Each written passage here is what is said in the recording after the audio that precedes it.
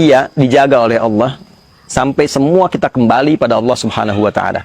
Bahkan Al-Qur'an menjadi saksi untuk kita, pemberat mizan kita, syahidun lana au syahidun alaina.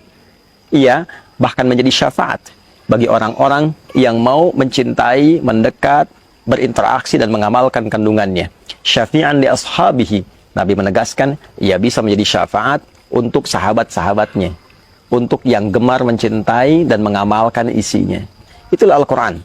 114 surah, 30 juz, 6.236 ayat kurang lebih, 52.000 kosakata. Keseluruhannya bukan sekedar kalimat-kalimat yang dibacakan. Betul, membaca mengantarkan kita pada kedamaian, ketentraman. Itulah Al-Quran. Membaca sesungguhnya adalah gerbang untuk mendalami makna. Kita membaca Quran untuk tahu isinya. Kita baca Al-Quran untuk mendalami maknanya. Dan seluruh makna Al-Quran, dari Al-Fatihah sampai dengan An-Nas, adalah kurikulum kehidupan. Sekali lagi, tidak hanya berlaku di era Nabi, tapi era setelahnya sampai kita kembali kepada Allah. Itulah sebabnya kemajuan Islam itu dicapai ketika umatnya mampu dekat, memahami, dan mau mengamalkan isi Al-Quran. Silahkan kita bisa cek bagaimana Islam bisa berkembang sampai dengan ke Afrika, sampai dengan ke Eropa di Andalusia, bahkan sampai dengan ke Nusantara, datang tanpa ada peperangan dengan penuh kedamaian dan memberikan satu perubahan pada kehidupan masyarakat di tatanan Nusantara. Semua berkeadilan sosial. Yang tadinya didapati ada kasta-kasta, tingkatan-tingkatan dalam berkehidupan. Masyarakat sungkan untuk bergaul satu dengan yang lainnya karena ada sekat dan batas-batas. Islam datang memberikan sifat berkeadilan sosial untuk semua. Islam datang mengajarkan cara berketuhanan yang Maha Esa yang benar. Islam datang memanusiakan manusia sehingga konsepnya datang dengan keadilan dan penuh dengan keadaban. Islam datang menyatukan sehingga persatuan itu dirasakan begitu baik. Islam datang dengan suasana kerakyatan yang begitu baik, yang dipimpin oleh hikmat, yang melahirkan kebijaksanaan, yang bermusyawarah dalam setiap persoalan dan mewakilkan persoalan kepada pakar-pakar di bidangnya, sehingga terjadi keadilan sosial bagi seluruh masyarakat yang dapat menikmatinya. Itulah fungsi Al-Quran. Itulah Al-Quran. Ramadan, khususnya saat kita masuk ke tanggal 17, sebagian ulama memberikan penjelas bahwa ini diantara momentum awal diturunkannya Al-Quran dari Lauh Mahfud ke langit dunia. Dari langit dunia baru ditebarkan kepada perjalanan masyarakat Islam di era Nabi SAW melalui Nabi Agung yang sangat mulia itu.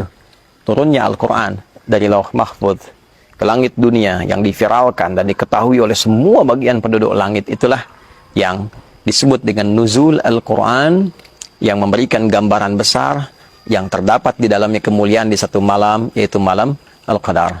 Sedangkan turunnya kepada Nabi SAW sesuai dengan peristiwa-peristiwa dan kebutuhan masyarakat pada saat itu, sehingga menjadi kurikulum bagi kita sampai dengan saat ini, diberikan oleh Allah dalam durasi waktu yang sesuai dengan perjalanan dakwah Nabi Muhammad SAW. Kurang lebih 22 tahun beliau berkehidupan dan menjalani masa dakwah. Untuk itu, teman-teman semua, sekarang saatnya kita mengeluarkan kembali kurikulum itu. Yang menjadi pelajar, keluarkan ayat-ayat yang membimbing kita bagaimana cara belajar yang baik.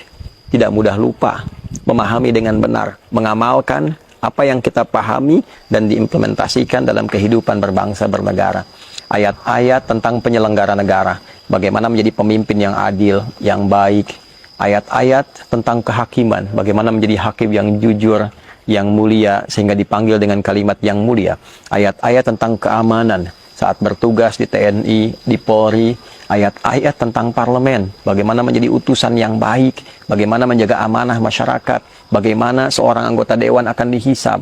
Ayat-ayat tentang bisnis, bagaimana berbisnis yang benar, yang tidak merugikan, tidak memonopoli, mensejahterakan, membangun kemakmuran untuk sesama.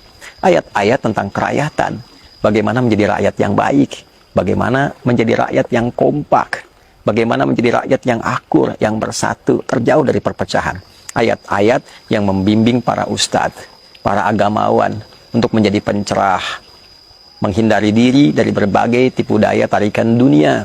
bukan menjual diri, menjual ayat-ayat demi kepentingan-kepentingan materi.